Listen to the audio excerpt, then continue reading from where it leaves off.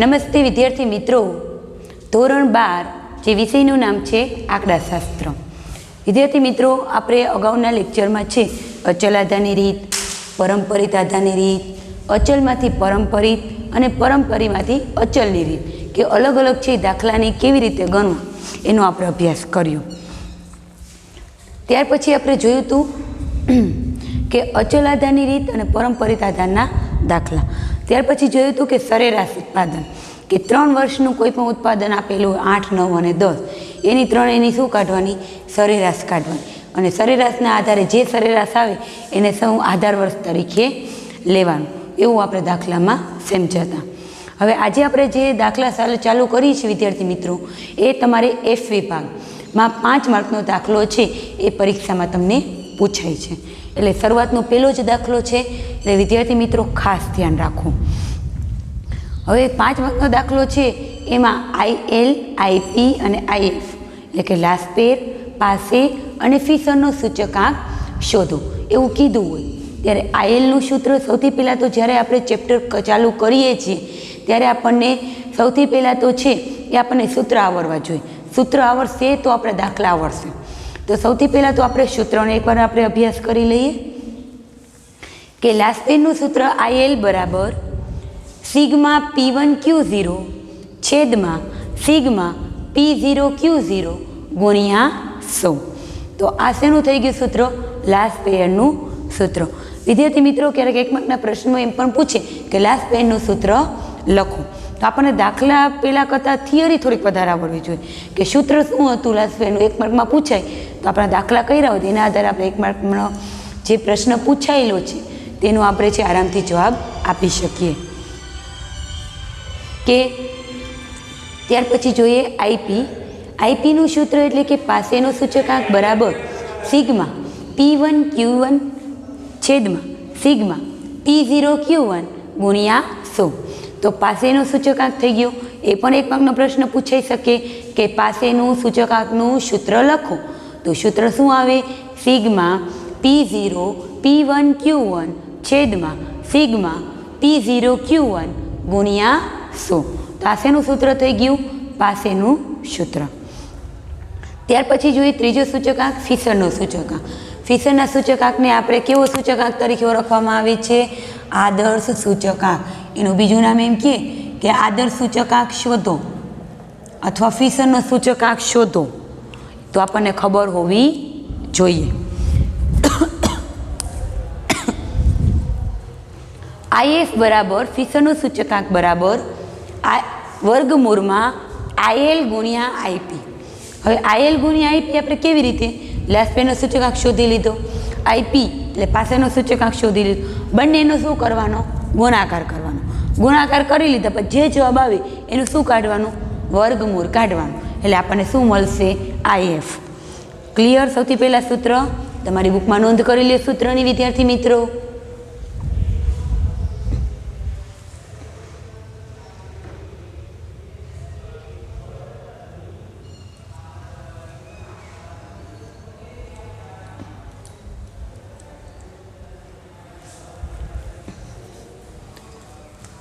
હવે આપણે જોઈએ નંબર 1, ઉદાહરણ નંબર 12, જે તમને 5 માર્કમાં દાખલા છે એ પૂછાઈ શકે। F વિભાગમાં 5 માર્કનો દાખલો કીધું હોય, લાસ્પેર, પાસે અને ફિશરનો સૂચકાંક શોધો, અથવા એમ કે આદર્શ સૂચકાંક શોધો।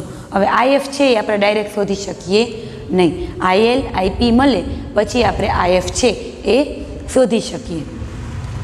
હવે આપણે જોઈએ ઉદાહરણ નંબર 12, રકમનો પહેલાં અભ્યાસ કરીશું।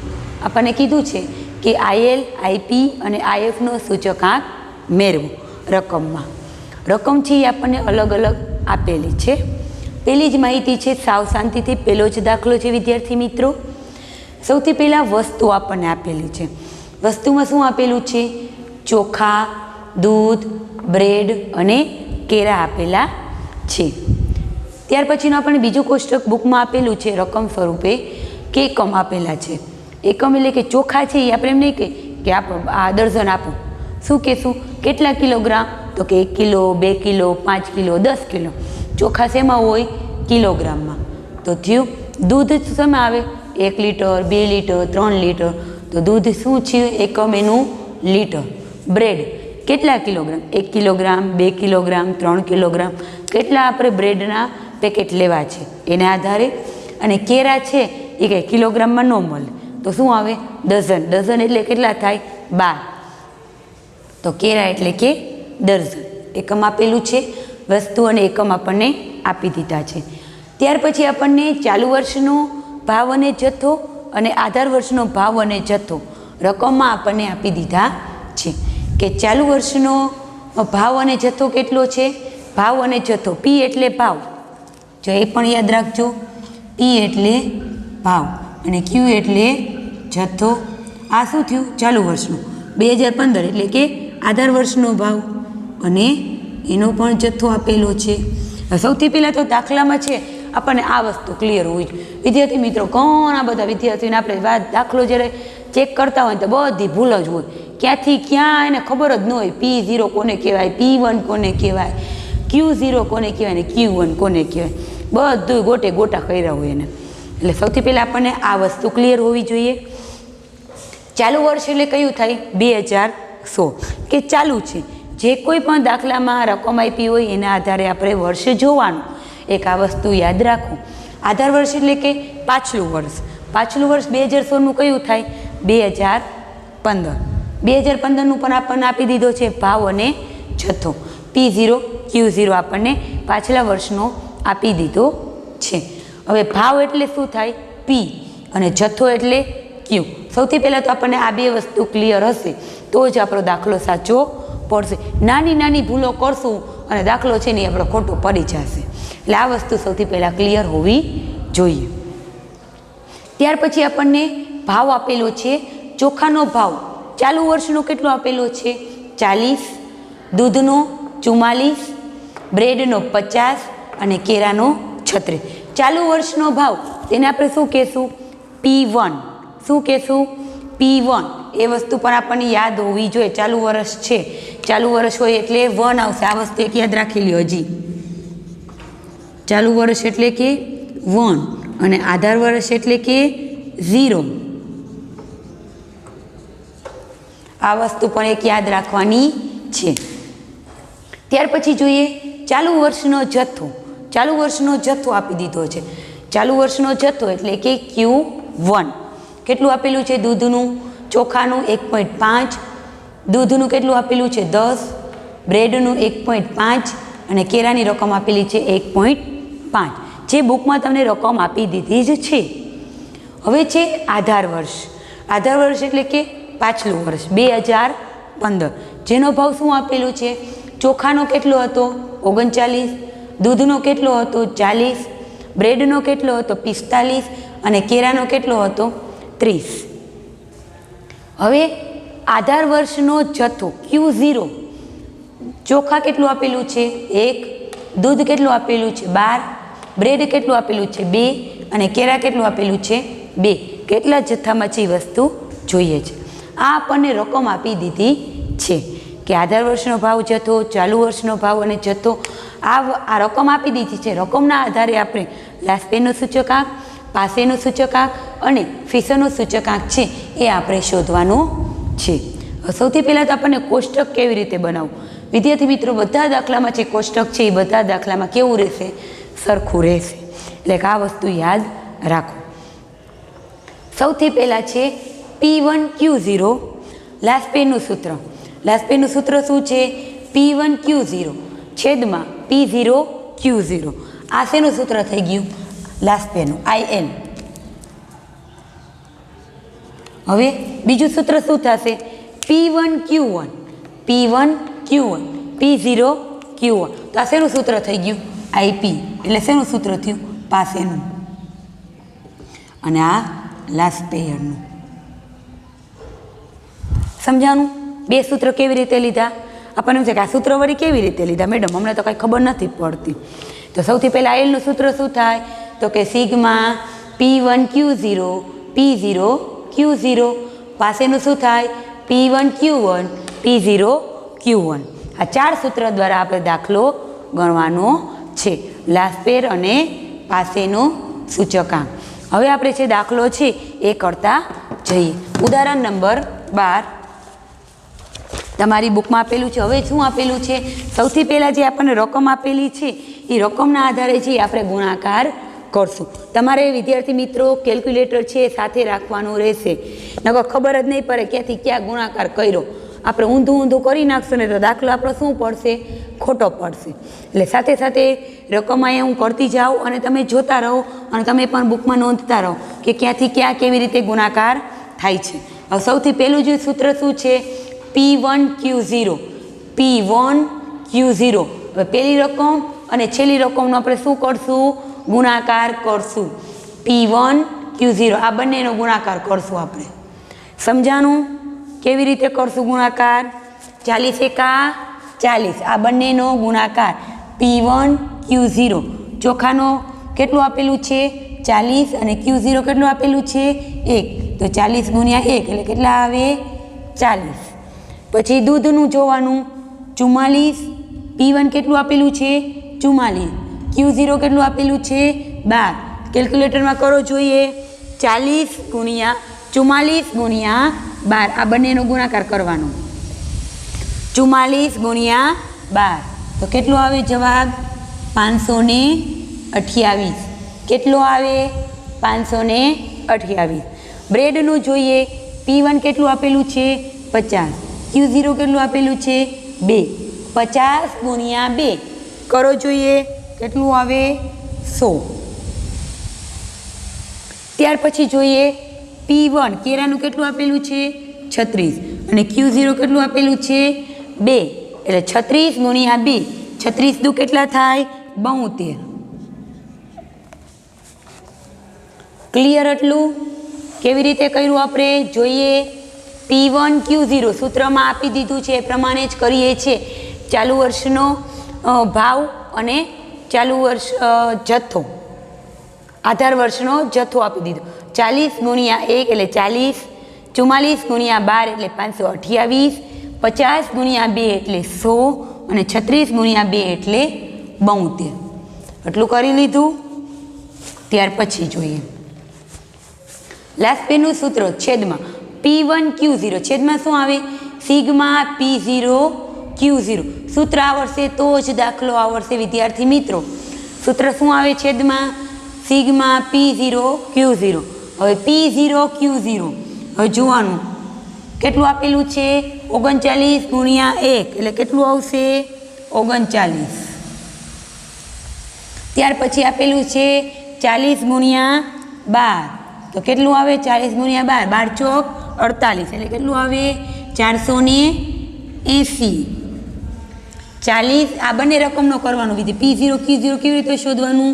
39 ગુણ્યા 1 40 ગુણ્યા 12 45 ગુણ્યા 2 45 દુ કેટલા થાય?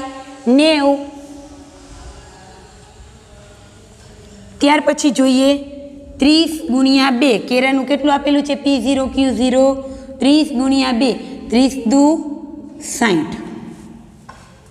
સમજાણું કેવી રીતે કર્યું? P0 Q0 ફરીથી P0 Q0 ભાવ અને જથ્થો 39 ગુણ્યા 1 એટલે 39.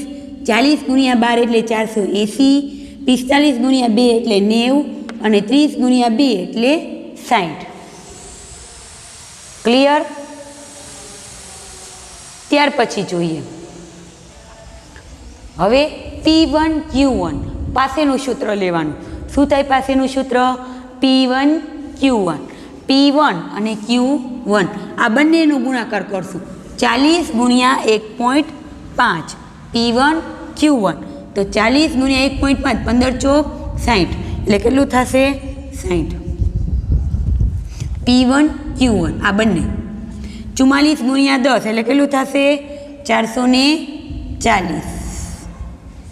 ત્યાર પછી જોઈએ 50 ગુણ્યા 1.5 50 ગુણ્યા 1.5 એટલે 15 પંચા 75.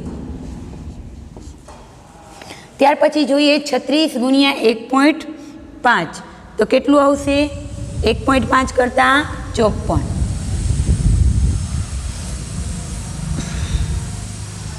P1 Q1 કેવી રીતે કરશું? ફરીથી જોઈ લઈએ. 40 ગુણ્યા 1.5 એટલે 60. ત્યાર પછી 44 ગુણ્યા 10 એટલે 440, 50 ગુણ્યા 1.5 એટલે 75 અને 36 ગુણ્યા 1.5 એટલે 54.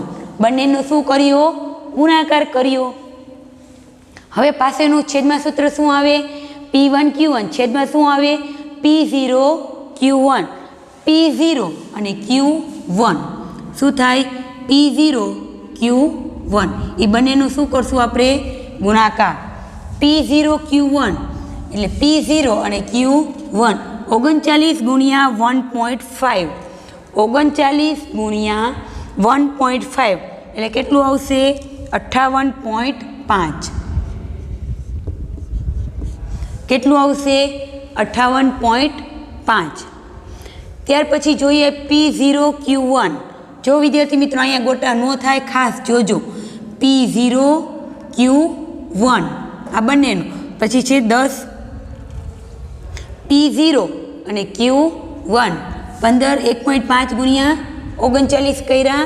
ત્યાર પછી જોઈએ 40 ગુણ્યા 10 એટલે કેટલા આવશે?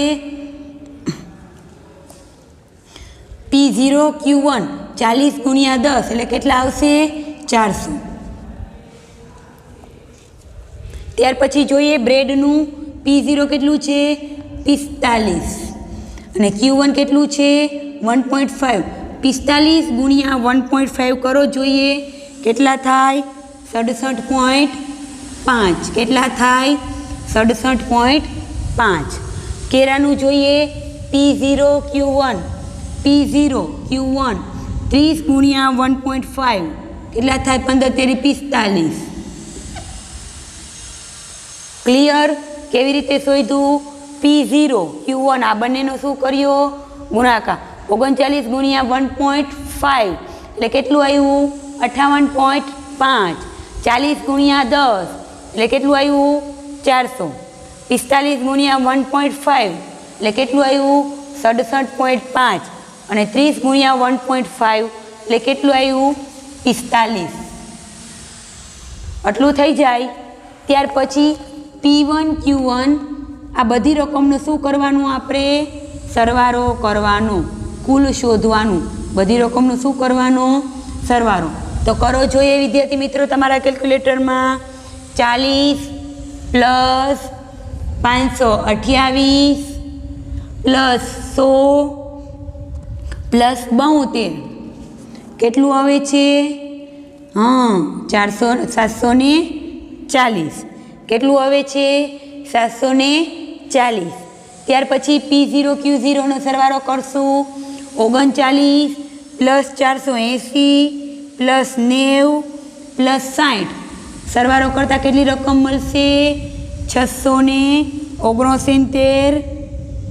ત્યાર પછી P1 Q1 બધાનો સરવાળો 60 પ્લસ 440 પ્લસ 75 પ્લસ 54 બધી રકમનો સરવાળો કરતાં શું મળે છે? 629. બધી રકમનો શું કરવાનો?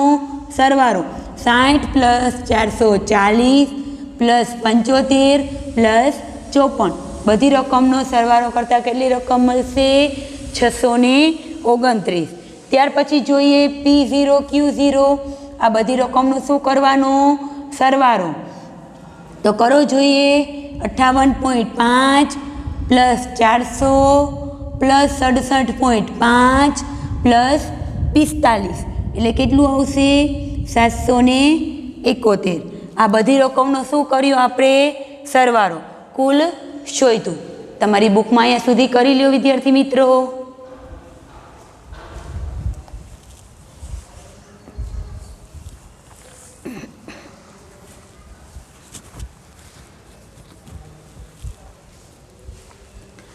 આટલું શોધી લીધા પછી આપણને કોષ્ટક રજૂઆત કરી લીધા પછી આપણને કીધું છે રકમમાં કે IL, IP અને IFનું સૂત્ર દ્વારા સૂચકાંક શોધો.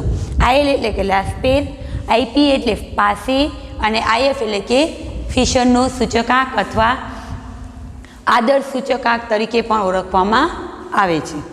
હવે આટલું આપણું કોષ્ટક થઈ જાય પછી આપણે સૂત્ર જોવાનું કે સૂત્ર પેલું શું છે? લાસ્પેરનું સૂત્ર તો કે IL બરાબર P1Q1 સિગ્મા P0Q0 ગુણ્યા 100.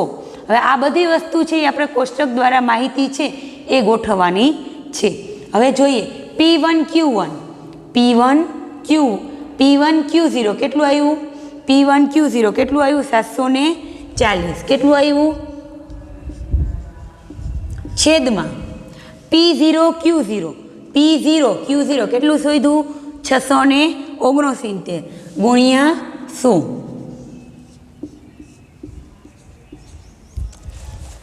સમજાણું કેવી રીતે શોધ્યું? P1Q0 નો સરવાળો કેટલો આવ્યો હતો? 740. P0Q0 નો સરવાળો કેટલો આવ્યો હતો?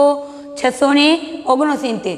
તો 740 ભાગ્યા 669 ગુણ્યા 100. કરો જોઈએ કેલ્ક્યુલેટરમાં. 740 ભાગ્યા 669 ગુણ્યા 100 એટલે કેટલું આવશે? 110.71. આ શું મળ્યું આપણને? આયલ લાસ્ટ પેનનો સૂચકાંક આપણે શોધ્યો. સમજાઈ ગયું કેવી રીતે શોધ્યું? સૂત્ર દ્વારા P1Q0 કેટલું શોધ્યું? 740. P0Q0 કેટલું શોધ્યું?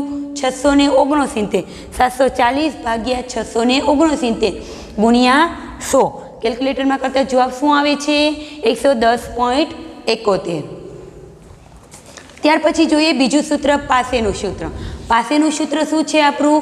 P1Q1 સિગ્મા P1Q1 છેદમાં સિગ્મા P0Q0 ગુણ્યા 100. હવે P1Q1 આપણે કેટલું શોધ્યું?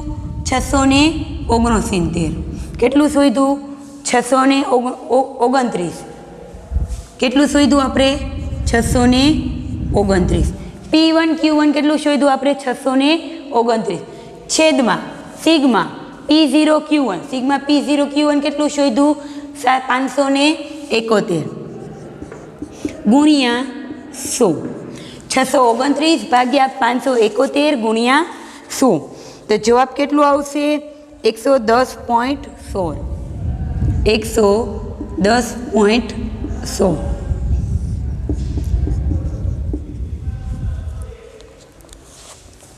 કેવી રીતે શોધ્યું? સમજાઈ ગયું? સૂત્ર દ્વારા જ. P1Q1 કેટલું આપેલું છે? 629. P0Q1 કેટલું આપેલું છે? 571. સૂત્રમાં મૂકતા સૂત્ર શું છે? IP બરાબર સિગ્મા P1Q1 છેદમાં સિગ્મા P0Q0 ગુણ્યા 100. તો P1Q1 કેટલા શોધ્યા? 629. P0Q1 કેટલું શોધ્યું? 571. તો 629 ભાગ્યા 571 ગુણ્યા 100 એટલે કેટલું આવ્યું? 110.16. લાસ્ટ પેર અને પાસેનો સૂચકાંક શોધી લીધા પછી હવે આપણે શોધવાનો છે IF ફિશરનો સૂચકાંક. કે ફિશરનો સૂચકાંકનું સૂત્ર શું થાય? તો કે IF બરાબર I વર્ગમૂળમાં IL ગુણ્યા IP. હવે તમારો દાખલો સાચો ક્યારે પડશે વિદ્યાર્થી મિત્રો? કે IL એ સાચું હોય, IP એ સાચું હોય તો તમારો દાખલો છે IF છે એ સાચો કહી શકાય. હવે IL આપણે કેટલું શોધ્યું? 110.71. કેટલું શોધ્યું? જે જવાબ આવ્યો એની હારે ગુણાકાર કરી નાખવાનો. કેટલો શોધ્યો? 110.71. IP કેટલું શોધ્યું? 110.16. કેટલું શોધ્યું? 110.71 ગુણ્યા 110.16. બંનેનો ગુણાકાર કરવાનો. ગુણાકાર કરીને વર્ગમૂળની કેલ્ક્યુલેટરમાં નિશાની તમારા આપેલી જ છે. વર્ગમૂળની નિશાની દબાવશો એટલે જવાબ આવશે 110.38. કેટલો મળશે જવાબ? 110.38. એ શું મળશે આપણને? IF. શું મળશે? 38. કેવી રીતે શોધ્યું IF બરાબર? ફરીથી જોઈ લઈએ.